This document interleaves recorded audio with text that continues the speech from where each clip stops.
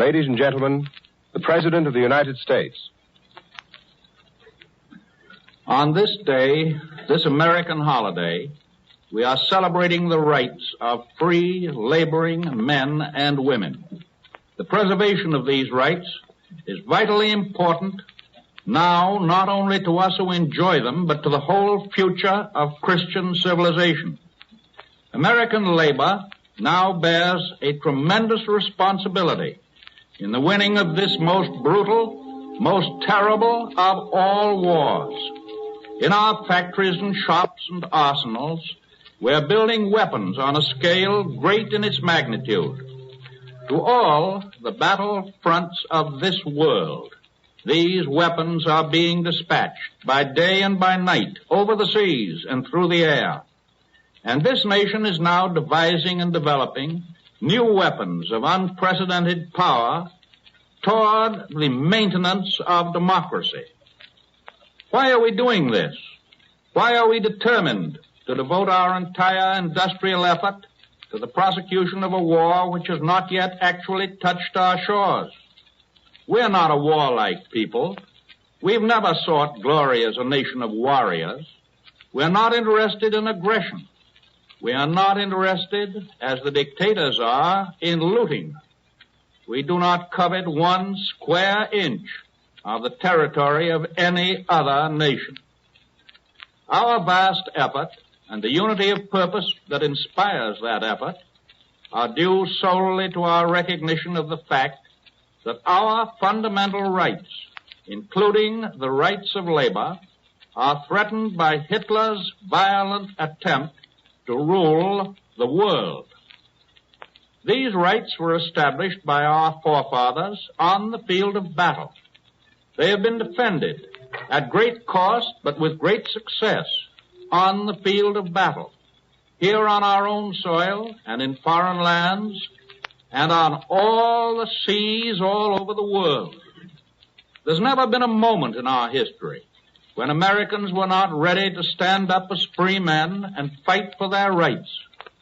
In times of national emergency, one fact is brought home to us clearly and decisively: the fact that all of our rights are interdependent. The right of freedom of worship would mean nothing without freedom of speech. And the rights of free labor, as we know them today, could not survive without the rights of free enterprise.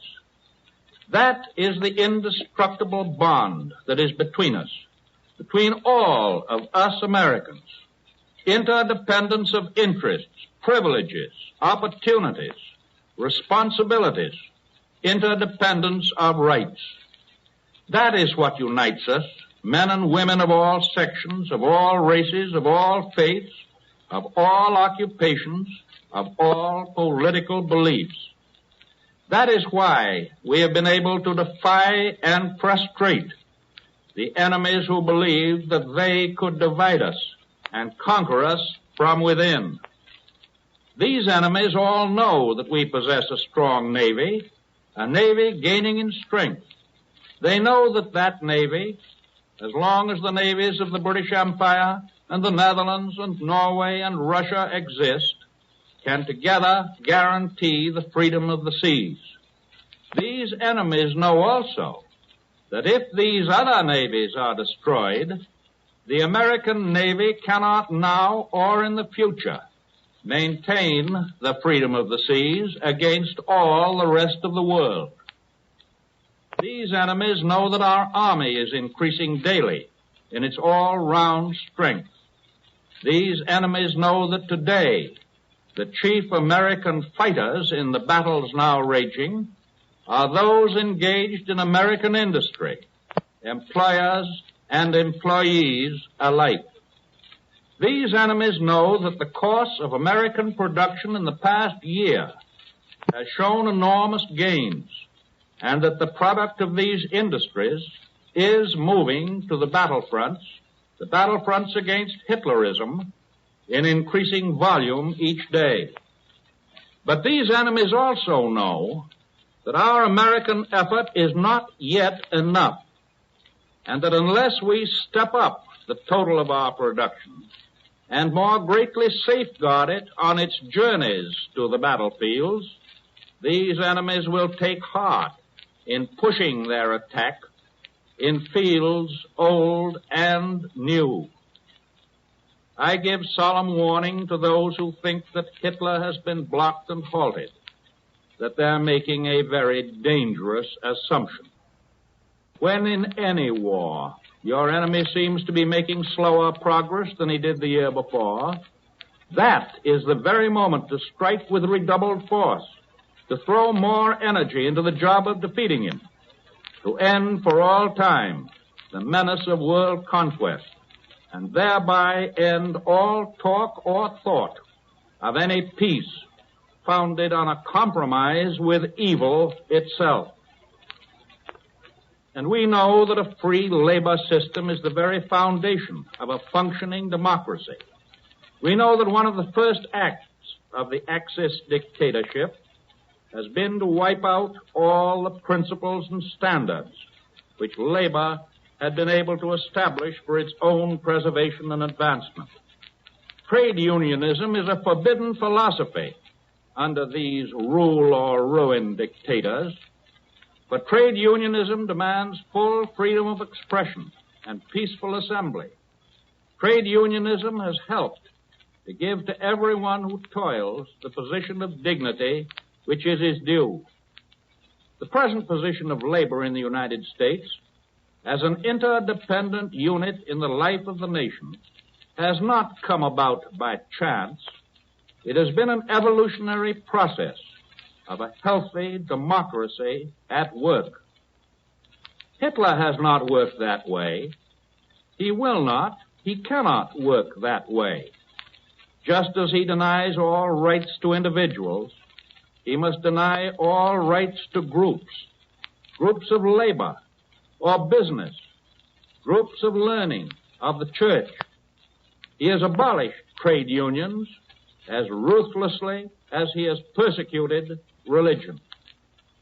No group of Americans has realized more clearly what Nazi domination of the world means than has organized labor, what it means to their standard of living, their freedom, their lives. No group has a greater stake in the defeat of Nazism, in the preservation of the fundamental freedoms, in the continuance of democracy throughout the world. We have already achieved much. It is imperative that we achieve infinitely more.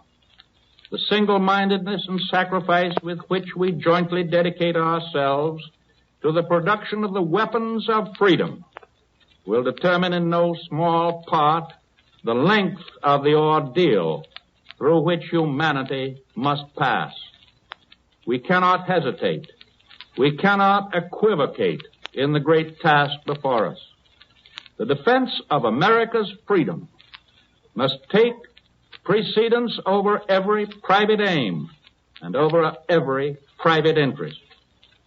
Yes, we are engaged on a grim and perilous task. Forces of insane violence have been let loose by Hitler upon this earth. We must do our full part in conquering them. For these forces may be unleashed on this nation as we go about our business of protecting the proper interests of our country. The task of defeating Hitler may be long and arduous. There are a few appeasers and Nazi sympathizers who say it cannot be done. They even ask me to negotiate with Hitler, to pray for crumbs from his victorious table. They do, in fact, ask me to become the modern Benedict Arnold and betray all that I hold dear. My devotion to our freedom, to our churches, to our country. This course I have rejected. I reject it again. Instead, I know that I speak the conscience and determination of the American people when I say that we shall do everything in our power to crush Hitler and his Nazi forces. American workers, American farmers, American businessmen, American church people, all of us together, have the great responsibility and the great privilege of laboring to build a democratic world on enduring foundations. May it be said on some future Labor Day by some future President of the United States that we did our work faithfully and well.